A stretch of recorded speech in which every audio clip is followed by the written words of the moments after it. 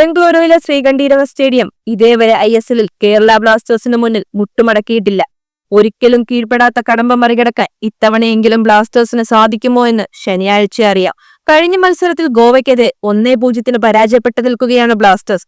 കൂടാതെ പോയിന്റ് പട്ടികയിൽ 10ാം സ്ഥാനത്ത് നിൽക്കുന്ന ബ്ലാസ്റ്റേഴ്സ് പട്ടികയിൽ 2ാം സ്ഥാനത്തുള്ള കരുത്തരായ ബംഗളൂരുവിനെയാണ് നേരിടുന്നത്. സാഹചര്യങ്ങളും മുൻകണക്കുകളും ഒട്ടും ബ്ലാസ്റ്റേഴ്സിന് അനുകൂലവുമല്ല. ശ്രീകണ്ഠീരവ എന്നും ഒരു ദുസ്വപ്നം പോലെ ബ്ലാസ്റ്റേഴ്സിന്റെ മുന്നിലുണ്ട്. ബ്ലാസ്റ്റേഴ്സിനെ സംബന്ധിച്ചിടത്തോളം ഏറ്റവും കടുത്തതും ആരാധകർ ഉറ്റുനോക്കുന്നതുമായ മത്സരം ബംഗളൂരു FCയുമായുള്ളതാണ്.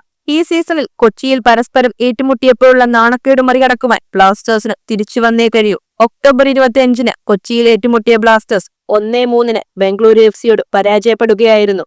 ബംഗളൂരു 3 ഗോൾ അടിച്ചത് ഒഴിവാക്കിയാൽ കളിയിലുടനീളം ആധിപത്യം ബ്ലാസ്റ്റേഴ്സിനായിരുന്നു. ഡിഫൻസിൽ സംഭവിച്ച പിഴവുകൾ മാത്രമാണ് ബ്ലാസ്റ്റേഴ്സിനെ തോൽവിയിലേക്ക് തള്ളിവിട്ടത്.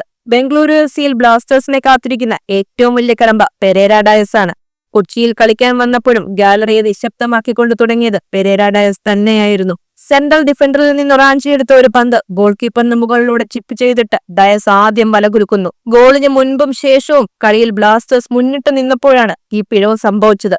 പെനാൽറ്റിയിൽ കിട്ടിയ ഒരു ബോളുമായി ഇന്റർവെല്ലിന് പിരിയുമ്പോൾ 1-1 സമനിലയിൽ നിന്ന മത്സരം ബ്ലാസ്റ്റേഴ്സിന്റെ കയ്യിൽ നിന്ന് വഴുതി പോവുകയായിരുന്നു. 74-ാം മിനിറ്റിൽ ഗോൾ കീപ്പർ സോംകുമാർ വരുത്തിയ പിഴവാണ് 2ാം ഗോളിലേക്ക് വഴിവെച്ചത്.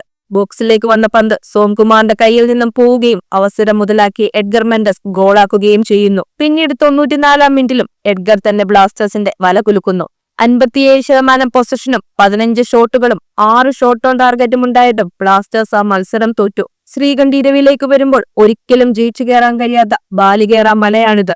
കഴിഞ്ഞ സീസണിൽ 1 ഗോളിനും ഡൂറൻ കപ്പിൽ 1 ഗോളിനും ബ്ലാസ്റ്റേഴ്സ് ഈ വർഷം തന്നെ കണ്ഠീരവയിൽ തോറ്റു. കഴിഞ്ഞ കുറേ മത്സരങ്ങളിൽ ബംഗളൂരുവുമായി പരാജയം മാത്രമാണ് ബ്ലാസ്റ്റേഴ്സിന് കയ്യിലുള്ളത്. കൂടാതെ ഹോമിലെ തോൽവിയും. ഹോമിൽ ബംഗളൂരുവിനോട് തോറ്റ ബ്ലാസ്റ്റേഴ്സിന് എവയിൽ ഒരു ജയം സാധ്യമാണോ എന്ന് ചോദിച്ചാൽ പിഴവുകൾ ഒഴിവാക്കി നല്ല ഗെയിം കളിക്കാൻ കഴിഞ്ഞാൽ തീർച്ചയായും എന്ന് പറയേണ്ടി വരും.